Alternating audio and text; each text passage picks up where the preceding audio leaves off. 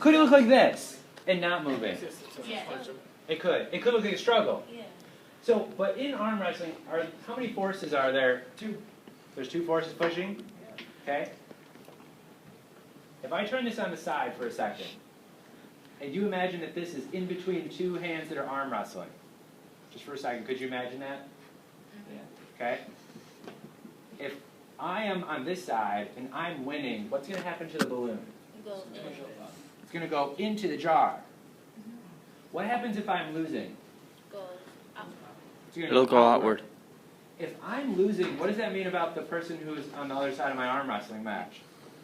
You're winning. They're winning. So is there two ways to look at this? Yes.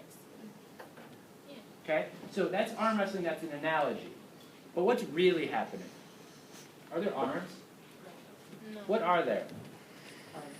There's particles. So if the balloon gets pushed in,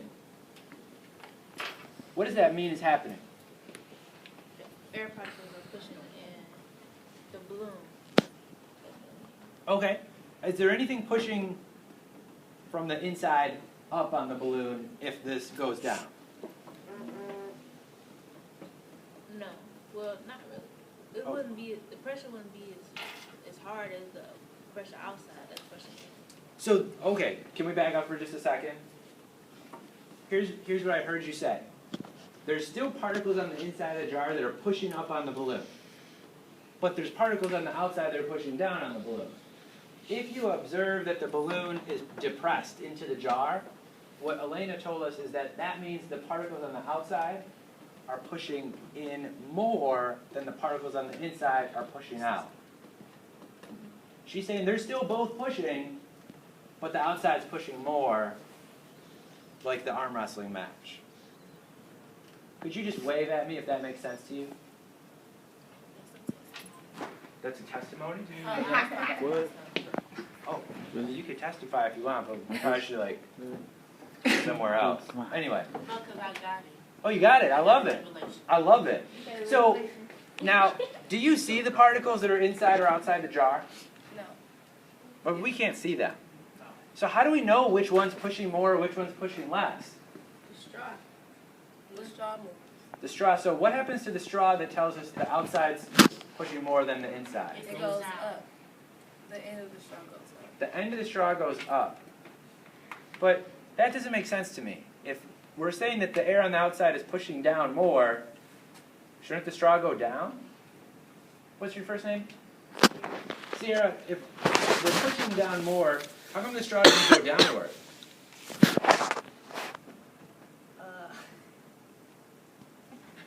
Do you want to help me out? Because I don't even know. Do you know what I'm asking? I feel like I'm on the spot. You are, but we're all on the spot. But we're on the spot together. So we're going to come back to you. I want to make sure my question's clear. So you said that you observed when the arm goes up, that means that there's more pressure on the outside. There's higher pressure. Mm-hmm. But if there's higher pressure, wouldn't the straw go downward? No. What's your first name? Nick. Nick, why wouldn't the straw go downward if there's higher pressure outside of the jar? It's inside.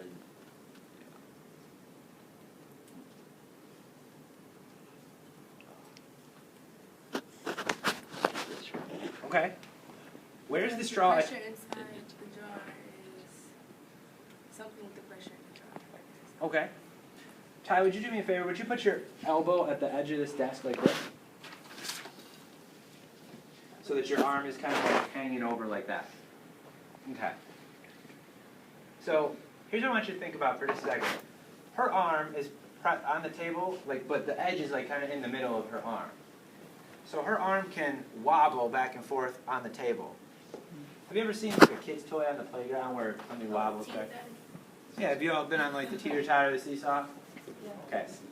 What do I have to do on the seesaw to make Ty's hand go up? Like this end of it to go up? Oh, I gotta sit on the other end. What if her arm were to go down? Someone had to sit on. Someone had to be lifting up the other end. Okay, so then there's less on the other end. If you think about a seesaw, does the arm of this barometer act like a seesaw at all? Yeah. Yeah.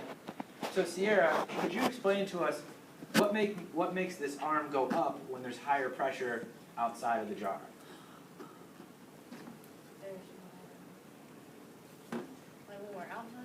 Yeah, so when we went outside, you saw the balloon kind of got pushed in and the straw arm went up. How come the straw arm didn't just go down? Ooh, I got it. There was We'll get you in a second, but thank you. there was more particles on the outside of the jar pushing it into the balloon. Okay, which end was it being put? Which end of the straw was getting pushed down? The end of the So what does that do to the other end? How come? Because it's more pressure. There's less pressure on the inside. Okay, there's less pressure on the inside. So what does it work? Tay, so what is this like? That's a teeter-totter. Like a teeter-totter. So we've got a couple things going on here. There's like an arm wrestling match between the particles on the inside and the outside. What that's end up doing is causing the balloon to move either more inward or more outward. But because it's connected to this straw like a teeter-totter on the jar, whenever the balloon gets pushed in, that end of the teeter-totter gets pushed down, which makes the other end go up. So we can have a meter that goes up with higher pressure. And we can have a meter that would go down. Could you fill in the rest of that statement? With the lower pressure. With lower pressure. Is that all right? Mm-hmm. So now we got to come back to, we know what's going on, how do we represent that with a diagram? Here's my last question for you. The number of particles in the jar when we're in the room compared to when we're outside, how do they compare? Turn to your neighbor and talk about how do the number of particles in the jar compare when we're here in the room compared to when we're outside? The number of particles in the jar.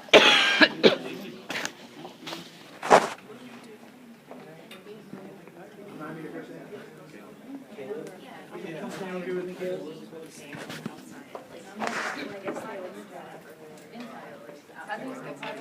Latour does not have somebody to talk to about this question, so she's just wanted to chat with her about it real quick.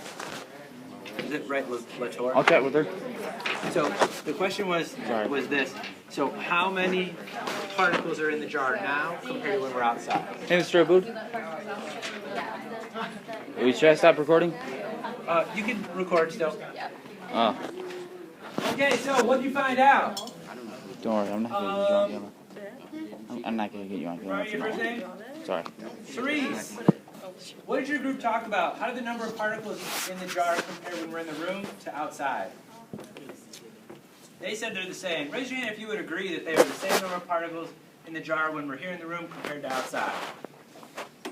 So what does that mean about the number of particles? Do you have like a scientific way of saying that it's the same? Constant number of particles. Interesting.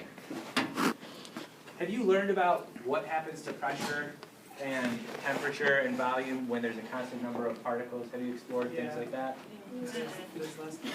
Yeah, you've seen something like that. Okay, so here's what I'm wondering. We went outside, the pressure was higher. So you saw the straw arm go up, but the number of particles in our system didn't change. So what does that mean about the volume of your gas inside of the jar? Did the volume of the gas have to change? No. So it stayed the same? Yeah. So what is volume of a gas? What's that mean? The space. The space. So if I push down on this balloon, does the gas have more, less, or the same space on the inside? That. Okay, so here's what I want to just summarize for you. I heard you say the pressure was higher outside, and what do you know about the volume of the gas outside then? It That's high. It went down? Is that true? If I push on the balloon, higher pressure, lower volume inside? yeah. Have you heard of a relationship where pressure goes up and volume goes down at a constant number of particles? Have you studied this? Hold on. Have you studied this before? Yeah. You have. What you've just seen is your barometers are showing you those laws that you've been studying. Hold on, come back for a second. Wait. It's Caleb, right? Yeah. Caleb, if I were to tell you this, here's my question. Outside, if I were to tell you that the pressure was twice as big as it is inside the room, what do you think that might mean about the volume, the space that the gas has inside of here? There'd be less space? How much less if it were twice the pressure outside? Hold on. Twice as less.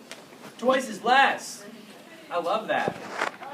Does that sound like a mathematical relationship? Yeah. Yes. So you have some review questions that Miss T gave you. They work like what Caleb told you. They work just like the barometer. If you can figure out how the barometer, I just broke this, I'm sorry. How the barometer works in terms of the numbers and that relationship, you should be able to use these equations to solve these problems. Thanks for playing along today. Wipe off your boards and we'll see you later.